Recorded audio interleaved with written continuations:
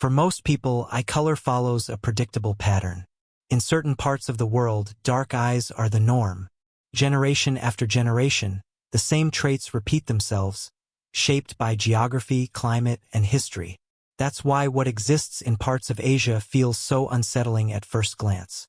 In a region where blue eyes are statistically rare, there are dark-skinned individuals born with strikingly light eyes. Blue, gray, sometimes almost silver. To outsiders, this contrast feels impossible. Not because blue eyes don't exist in Asia, they do, but because they almost never appear together with darker skin tones in isolated mountain populations. Yet here they do. High in the mountain valleys near the Hindu Kush and Himalayan regions, small communities have lived in relative isolation for centuries. Cut off by terrain, weather, and tradition, these populations changed slowly while the rest of the world moved on. Among them, rare genetic traits didn't disappear. They stayed. In some families, children are born with eyes that don't seem to match their surroundings. Eyes that immediately draw attention. Eyes that feel out of place. To be clear, this is not a claim that these are literally the only people in all of Asia with this trait. Human genetics is complex, and absolute statements rarely survive scrutiny. But what makes these communities remarkable is how frequently this contrast appears in such a confined and isolated population. It's not a single case, not a medical anomaly found once and forgotten.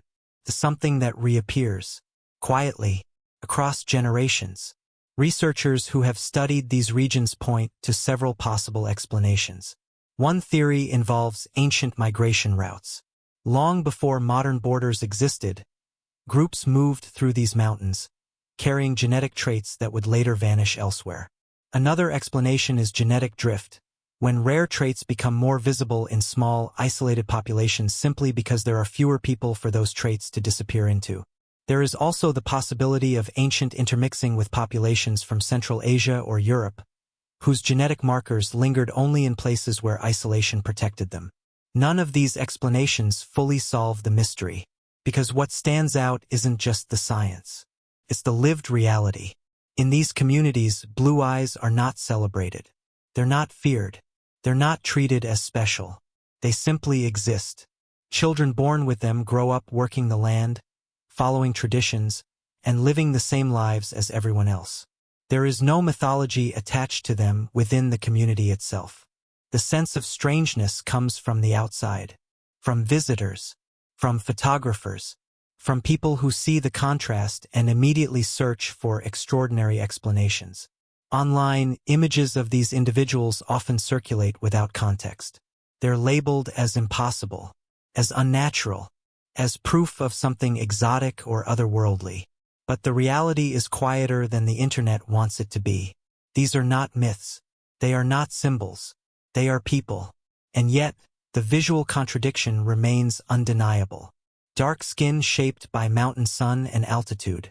Eyes that reflect light in a way the surrounding landscape doesn't prepare you for. It forces a deeper question. How many traits do we assume belong to one part of the world, simply because we rarely see them elsewhere?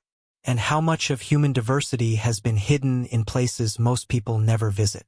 The mountains of Asia are not just physical barriers. They are historical vaults. They slow movement. They preserve languages. They protect customs.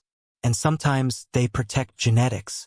In places where large populations mix and blend, rare traits often disappear within a few generations. In isolation, they endure. That doesn't make them supernatural. It makes them stubborn. Some outsiders have given these eyes a name, a poetic name. They call them the eyes of God.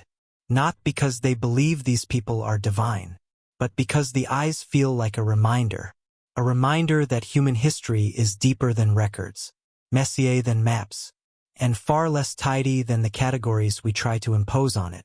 Science continues to study these populations, but answers come slowly. Data is limited, access is difficult, and many communities prefer to remain private.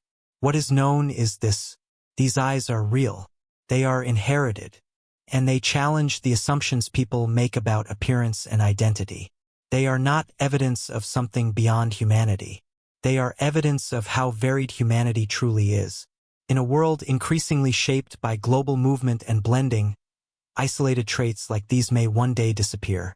Not because they were impossible, but because isolation no longer protects them. Until then, in remote mountain valleys far from cities and borders, the eyes remain. Unremarkable to those who see them every day. Extraordinary to those who don't. And perhaps that contrast is the real reason they continue to fascinate. Not because they shouldn't exist, but because they remind us how little we still understand about the paths that brought us here.